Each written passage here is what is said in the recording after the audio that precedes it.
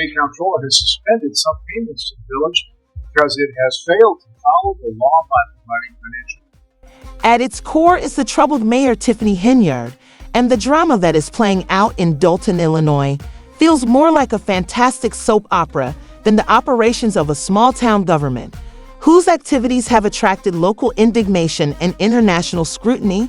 From bold demonstrations of unbridled power to the purported humiliation of her own subjects, Henyard's time has turned into a SAA of power moves, scandals, and an overwhelming mix of drama and arrogance that rivals the antics of fictitious dictatorships.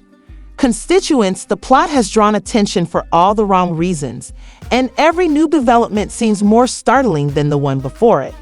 Traditional norms of political decorum have been shattered by her behavior, which is akin to a diva performing on a global stage. Critics have pointed to her increasingly authoritarian style, which is evident in the repression of dissent, audacious claims of dominance, and unrepentant decisions that leave even seasoned political figures stunned and frustrated. Spectators perplexed, but despite her bold statements and theatrical leadership style, the mayor must face consequences as rumors of an impending arrest warrant spread. Henyard's leadership path is a case study of how a local official can spark national discussions about abuse of power governance failures, as there are many rumors that a small-town leader is on the verge of legal disaster and concerns about what this implies for Dalton's governance and its citizens. And community trust role, some praise her for enduring harsh criticism, but others contend that her actions reveal a concerning lack of accountability due to reports of retaliatory shutdowns, wasteful expenditure, and an exclusive style of government. Attracting a lot of criticism, the situation deteriorated when allegations of police abuse emerged, involving allegations that Henyard employed officers to harass rivals and muzzle opponents, which fueled the narrative that her consolidating power is more important to the administration than dealing with Dalton's urgent problems. Claims of poor administration have placed the town in financial straits, and locals are becoming more outspoken about their displeasure, which is adding to the scandal. The situation in Dalton illustrates the precarious nature of small-town democracy, as the people who formerly backed the mayor are now experiencing disillusionment and a sense of betrayal.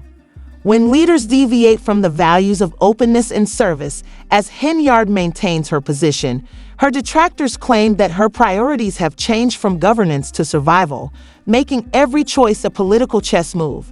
This fact has made Dalton a representation of what occurs when ambition triumphs over accountability. The town, which was once a comparatively peaceful suburb, is now a warning about unbridled authority and the polarizing effects of disregarding the interests of the public. Many locals are echoing calls for change as the alleged mismanagement of resources and disorganized administration continue to incite public resentment. The likelihood that Henyard's belligerent style could have legal repercussions has increased due to rumors of an arrest warrant.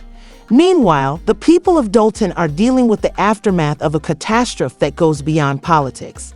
Since the public's confidence in the local administration seems to have been irreversibly damaged, crucial services have become less visible in the midst of the chaos, and each city council meeting appears to generate more news than solutions. Heard's previous brazen, there is a tangible sense of expectancy for what may be a big event as whispers of investigations thicken, making guarantees of control look vulnerable. Turning point. The rumors keep swirling, from tales of revenge to conjecture about ulterior motives, guaranteeing that Dalton will continue to be the subject of local intrigue, and people around the country are curious about how Henyard's term will finish. Will she continue to act defiantly as she has so far, or will the combination of public discontent and her tenure end? She eventually succumbs to financial strain and legal issues. The solution is still unknown, but one thing is definite. A sobering reminder of how easily political theater may degenerate into a governance crisis that the community is in dire need of is provided by Dalton's drama. Stability and honesty, waiting impatiently for the next chapter in a story that has brought both shame and closure. Both locals and outsiders are asking the same urgent question: what will happen to Dalton next? And will its citizens be able to recover their town from this whirlwind of controversy? Until that answer is known, the story will continue to unfold as a lesson in the consequences of ambition gone unbridled, power abused, and promises broken. And that is the finding of an investigation of village finances and the spending habits of the leaguer's mayor. Female mayor of Dalton, Tiffany Henyard, represented a new beginning, young, ambitious, and prepared to break down barriers while promising transformative change for the community. However, as the saying goes, power corrupts and absolute power corrupts absolutely. For Henyard, this adage has become a startling reality as her leadership unravels, leaving her struggling to place the blame on her once loyal assistant Keith Freeman. The controversy has taken center stage thanks to Freeman's decision to come out as a whistleblower and his threat to pull Henyard down with him. The juicy details of their once carefully regulated relationship are now coming to light in unexpected ways, highlighting a political career that previously seemed ideal while revealing serious problems beneath the glossy exterior. One must go back in time to when Henyard seemed to be in complete control in order to comprehend the pandemonium of today. For a while, the administration mostly avoided public scandals despite occasional whispers and criticisms. It seemed that her charisma and astute political maneuvering were enough to quell the rumors, but beneath the surface, her extravagant spending was being discussed more and more, and reports of her extravagant spending that was paid for by taxpayer dollars began to surface. Luxury SUVs, first-class flights, and upscale dining became the hallmarks of her administration, which was evident. She pushed forward despite rumors of dissatisfaction, even hinting at plans for a second term, with the almost surreal confidence that her charm and influence could brush aside any small issues behind closed doors. This belief in her ability to avoid scrutiny gave her the impression that the village's financial rules didn't apply to her. Freeman's commitment gave her a sense of security, but Henyard's strategy seemed planned. Insiders today assert that he had a key role in overseeing. Even if her closest friends and family could see the flaws in her administration, she didn't seem to mind them. Henyard was riding her ability to manipulate the narrative and rely heavily on public goodwill. As suspicions grew as the story unfolded, her dependence on Freeman proved to be a weakness. The first major rift occurred when it became evident that her empire of influence was not as impregnable as she had believed. Freeman, who had previously been her value confidant, was drawn into the scandal after a case of poor management spilled into the public eye. His choice to speak up changed the course of events by combining personal complaints with incriminating information. The treachery rocked Henyard's carefully crafted image and propelled her into an even brighter future when Freeman took on the role of whistleblower and painted a picture of an administration characterized by excessive dishonesty and calculated to see. Her camp has intensified its efforts to discredit Freeman, claiming that his revelations are a desperate act of retaliation rather than an expose of deeper corruption, despite her public denial and camera attacks. Sources claim that despite her desperate attempts to place the blame on her former ally, Henyard's defenses are deteriorating under the weight of growing accusations. Due to Freeman's allegations, investigations into the egregious misuse of government funds for personal luxury have begun. Village finances and administrative chaos are concealed behind the scenes, and the initial silence that Sir used as a shield is now read as proof of complicity by some of her most ardent critics. Public trust in Henyard has fallen to an all-time low, and residents feel deceived by the person who once promised to provide Dalton with a better future. Her bravado, which was once seen as a sign of determination, now distances her from a community that is demanding accountability. Strength and confidence have turned into a source of contempt for locals who are fed up with seeing their town descend into financial chaos. Freeman's revelations have intensified their complaints and painted a picture of a leader who prioritizes personal benefit over administration, while Henyard's inability to accept responsibility or make concession solutions has only made her administration seem more conceited. Rather than accepting responsibility, she allegedly still presents herself as a misunderstood, unfairly singled out by irate workers and political rivals. The visionary's demise appears more likely with each fresh piece of evidence that she is incapable of fulfilling the duties of her position. Beyond the Henyard-Freeman spectacle, Dalton is in upheaval as a result of the entire incident. The town of Few is dealing with the fallout from misplaced trust and poorly managed resources. These are anyone who is a mayor's office. However, his cooperation with federal authorities is turning out to be the decisive blow in unraveling a house of cards that seemed impenetrable. The main character in this unfolding drama appeared untouchable, maintaining an air of authority and projecting a carefully curated image of governance and leadership. But as cracks appeared in the facade, it became evident that something far more sinister was hiding beneath the surface. Financial records, credit card statements, and a litany of extravagant expenses are now at the center of the controversy, painting a chilling picture of abuse of power wrapped in official duty. The narrative was carefully constructed, with spending concealed behind vague descriptions that downplayed its luxury. However, as the bills piled up and those expenditures came under closer scrutiny, the pretenses began to crumble. Public funds earmarked for the betterment of a struggling community were siphoned off for personal gain. What was once assumed to be ambition-driven leadership turned out to be fueled by reckless indulgence at the expense of those the government relied on. Months of first-class flights were clogged with important conferences. Overnight stays at upscale hotels like the Four Seasons were excused as necessary accommodations for attending important summits, and opulent dining experiences were sold as opportunities to discuss important issues over gourmet meals. The role of Keith Freeman, a key player whose decision to speak out has turned a scandal into an existential threat for the leadership, cannot be overstated. He was not only privy to every important decision, but also reportedly enabled and at times facilitated some of the dubious actions that now form the investigation's core.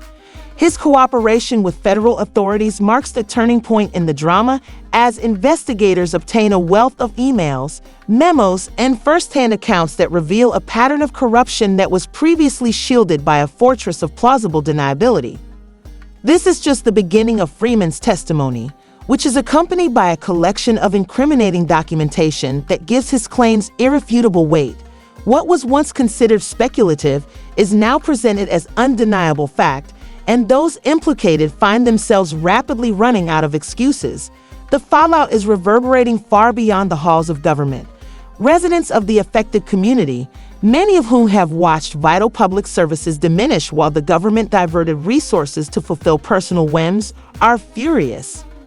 Cost of living, the betrayal cuts, deep roads that are still unpaved, schools that are underfunded, and basic utilities that are neglected, even as the money intended to address these issues allegedly funded personal luxuries. The scandal has sparked protests in a community that feels deceived, and Freeman seems ready to take his former ally down with him. In interviews and depositions, he has described feeling complicit in the deception, but he also notes that loyalty has its limits. His decision to speak out is both a dramatic betrayal and a sign that the tides of power are shifting.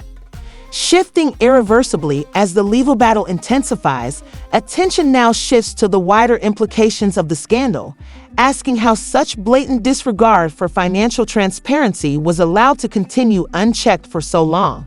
Investigative scrutiny authorities are reportedly working around the clock, analyzing documents and conducting interviews to build what they describe as an airtight case against those implicated. The ultimate question, however, is whether justice will be served in time to salvage the reputation and functionality of a deeply shaken community. The case that is developing is not just a criticism of one leader or their inner circle. Rather, it is a sobering reflection of the weaknesses present in power structures that put personality before accountability. Freeman has reportedly begun providing authorities with important information in exchange for leniency, painting a disturbing picture of the operation under Henyard's leadership. The revelations are tearing apart what was once tightly controlled, shaking the foundation of her administration. As expected, Henyard is frantically trying to shift the blame, Claiming that Freeman was the person responsible for the dubious financial decisions, she paints herself as an inexperienced leader who claims that she blindly followed Freeman's instructions.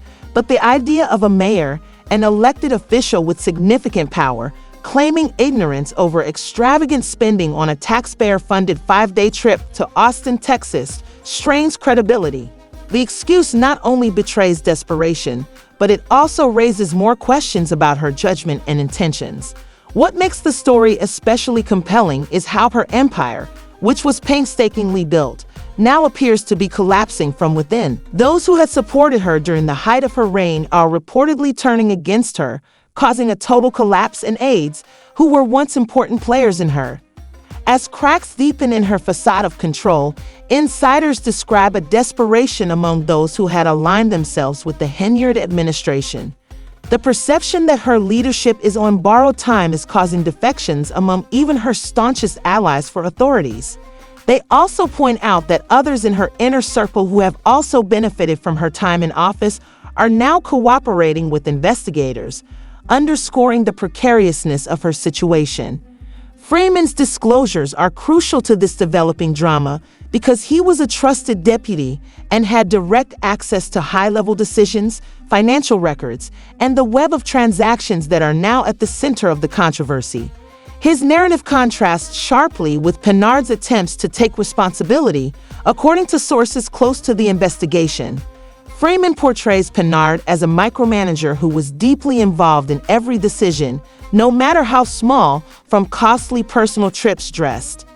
One particularly explosive claim centers on the diversion of public funds for personal enrichment, which Henyard allegedly knew and approved of. Documents made public thus far suggest spending patterns that, while initially seeming excessive and unjustified, are more concerning due to the apparent systematic nature of the alleged corruption. The evidence suggests that the administration of Henyard knew and repeatedly diverted funds intended for the improvement of Dalton public infrastructure. The question is not whether the Henyard administration is compromised, but rather how far-reaching the consequences will be. Will she face criminal charges? Could others in her circle also be implicated in financial misdeeds? The looming uncertainty casts a long shadow over Dalton's governance and its immediate future for Dalton residents. The scandal evokes both anger and a deep sense of betrayal. They have watched their community stagnate, vital projects stall, and services deteriorate, and now, hard-earned tax dollars were allegedly misused for personal luxury. The public is expressing their dissatisfaction and demanding accountability through protests and town hall meetings. But even as the uproar grows, Henyard remains defiant in her position. She has made public statements portraying herself as a victim of political sabotage. But this narrative is becoming harder to support as the scandal unfolds. The image of an embattled mayor frantically shifting blame while her inner circle collapses is Stark's method of assigning blame. Freeman treats everyone who is not just weak but half-brained disrespectfully because she was a village. She served as a trustee for 8 years before being elected mayor, so it is hard to believe that she was just the coolest puppet. She knew about everything that was happening and actively took part in it. Her lavish SUVs, $47,000 trips, $25,000 in mysterious credit card transactions, and her personal photographer, who spent $3,400 building the town to capture those moments, all demonstrate that she is now responsible for a pattern of reckless and self-indulgent behavior. Her moments of public. Despite the city's skyrocketing crime rates and precarious financial situation, their mayor has been acting like a celebrity, causing citizens to cope with crumbling infrastructure.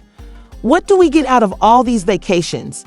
Even though I'm sure you guys had a blast on public funds, let's take a more comprehensive look at how Tiffany Henyard, for example, got to the top in the first place, but there was some debate before she became mayor.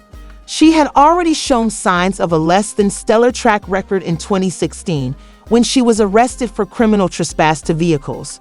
This may have been a minor incident, but it shows a pattern of the village is now saddled with millions of dollars in debt, and the financial mismanagement under Henyard's watch is nothing short of catastrophic.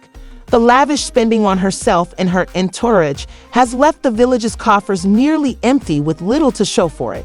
While essential services have been neglected and the people of Dalton are paying the price.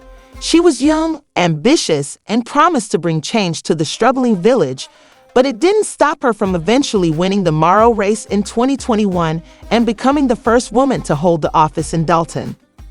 Priced, it's almost unbelievable how much she's gotten away with so far. For a while, it seemed like she was above the law, but now that things are changing and federal authorities are taking action, the FBI has already served subpoenas on both Thoron Township and Dalton Village, where Henyard also serves as supervisor. They are reportedly searching through all of our financial records for evidence of corruption, fraud, and other illegal activity, and they are finding a lot of greetings to everyone. This is Super Mayor, meaning she is the mayor and supervisor of the people. One of the most shocking parts of the entire story is how Henyard has used the police force as a tool to further her own agenda. The police budget has increased significantly under her direction. The town's crime rate increased because money intended for public safety was diverted to protect Henyard. But I find it heartbreaking that you are attending this particular meeting upstairs instead of downstairs, where we have a lot of bingo.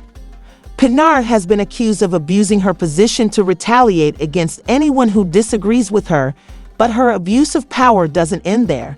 She replaced her former allies with people with their own contentious histories after they were demoted, fired, or otherwise forced to leave office. Among the dubious people that Henyard has surrounded herself with are Liz Lacey, the deputy police chief, who has been accused of bankruptcy fraud, and her purported charity. Given what we now know about her priorities, Henyard is reckless just by virtue of her name. Additionally, she has transferred public funds into her personal coffers through the charity organization that supposedly helps cancer sufferers, spending thousands of dollars on food, lodging, and other expenses under the guise of use to support Henyard's extravagant lifestyle. The way Henyard has responded to the mounting pressure is particularly telling. Rather than expressing regret or admitting her mistakes, she has doubled down on attacking her detractors and playing the victim. The charity's already damaged reputation has been further damaged by the possibility of legal action from the Illinois Attorney General's office against it for failing to file the required financial. Even her closest supporters, who once backed her, are now publicly questioning her choices, voting to control the budgets for the extravagant parties she enjoys hosting, and voicing concerns about the money spent on her lab trips, of which she has accused the media of spreading false information, and has even gone so far as to refer to the investigations against her as a political witch hunt. This is a classic tactic shift where the blame is placed in an attempt to deflect attention and hope that the truth is lost in the chaos, but it isn't working and the people of Dalton are fed up. It's hard to see how Henyard can move past this. Her legal problems are getting worse, her inner circle is falling apart, and the people she was elected to represent are calling for her resignation. However, she isn't going down without a fight, employing every possible strategy to try to stave off the inevitable, with an arrest warrant reportedly in the works and an increasing number of people assisting the federal government. It's just a matter of time until her house of cards falls apart. What do you all think? Will Tiffany Henyard face justice, or will she manage to avoid another scandal? Until then, please share your thoughts in the comment section below. Is this all part of a larger scheme to place blame?